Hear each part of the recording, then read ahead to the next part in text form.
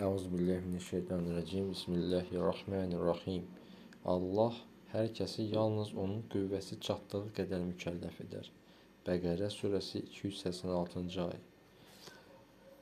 Bu ayədə məlum olur ki, Allah subhanahu taala hər kəsin nə qədər yük daşıyacağını, yəni burada yük dedikdə mənəvi yükdən söhbət gedir. Yəni maddi yük də ola bilər. Misal üçün insan fəhlə işləyir. Allah subhanahu taala bilir ki, bu qul filan işi görə bilər. Filan vaxta qədər, filan vaxtdan filan vaxta qədər. Yəni bunun ona gücü çatacaq. Və burada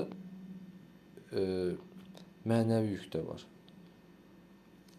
Yəni burada deyilir ki, yalnız onun qüvvəsi çatdığı qədər mükəlləf. Çünki Allah subhanahu taala qullarına zülm edən deyildir. Baxın, əziz müsəlmanlar. Burada bir incə bir məsələ var.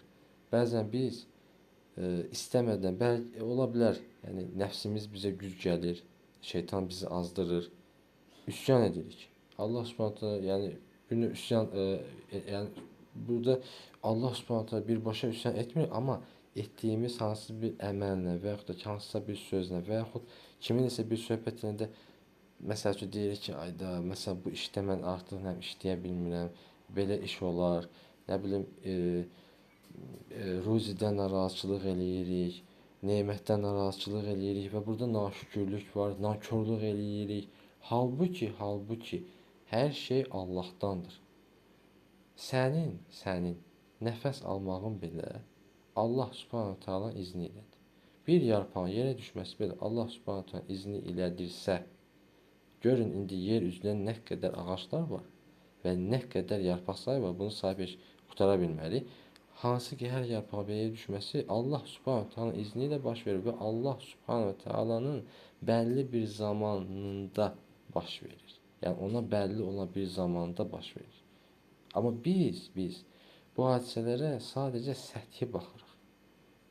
Biz bunu yəni bu nizam, çünki Allah subhanahu taala hər şeyi nizamında saxlayır.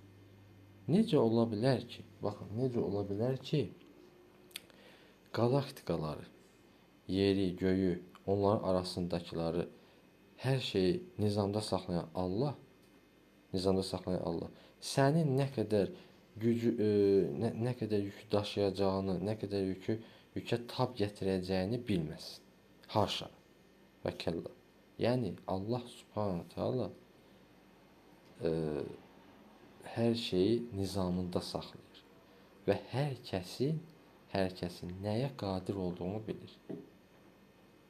Onun gücü nəyə çatırsa Allah subhanahu taala elmi ilə, hikməti ilə bilir və Allah subhanahu taala hər şeyi elmi ilə əhatə edəndir.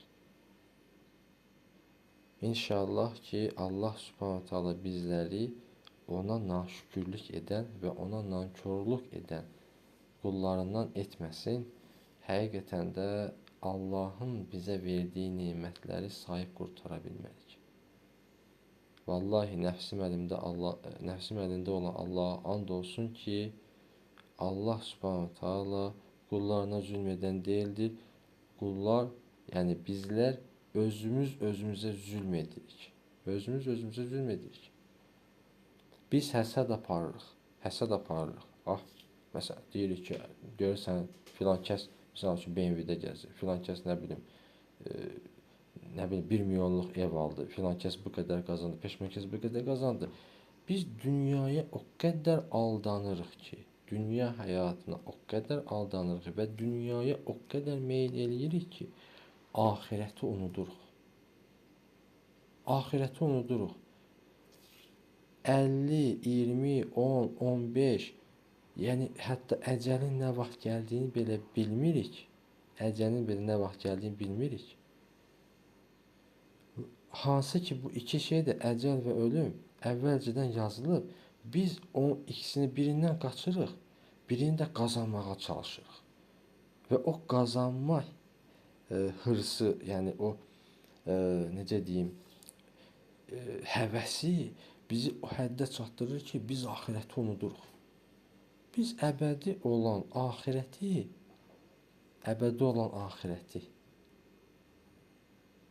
uzaq başı belə deyə bir 100 illik hətta o da Allah Subhanahu taala o qədər ömür versə, ümumiyyətlə belə deyək də 100 illik bir ömrü, yəni ona qarşı şey eləyirik də. Yəni ki, gedirik ayda nə bilim bəzi şeylər olur ki, insanlar olur ki, gedirlər borca girirlər, nə bilim kreditə girirlər, haram üstünə haram, günah üstünə günah, filan şeyim olsun, peşman şeyim olsun. Amma bir də yaşlanandan sonra ayılır ki, mən bunu niyə elədim? Axı heç bir şeyin bir mənası yoxdur. Dünya həyatı həqiqətən dünya çox dəyərsizdir. Onu dəyərli o vaxt ola bilər ki, o dünya həyatını sən axirət üçün yaşayırsan. Axirət üçün çalışırsan. Allah Subhanahu taala razı etmək üçün çalışırsan. Allah Subhanahu taaladan qorxaraq və Allah Subhanahu taalaya ümid eləyərək yaşayırsan.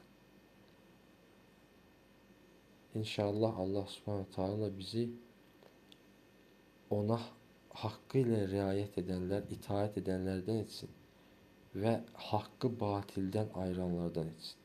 Qəlbimizə, ağlımıza və dilimizə haqqı qoysun Rəbbimiz. Esselamu aleykum və rəhmətullah və bərəkatuh və ibadis salih.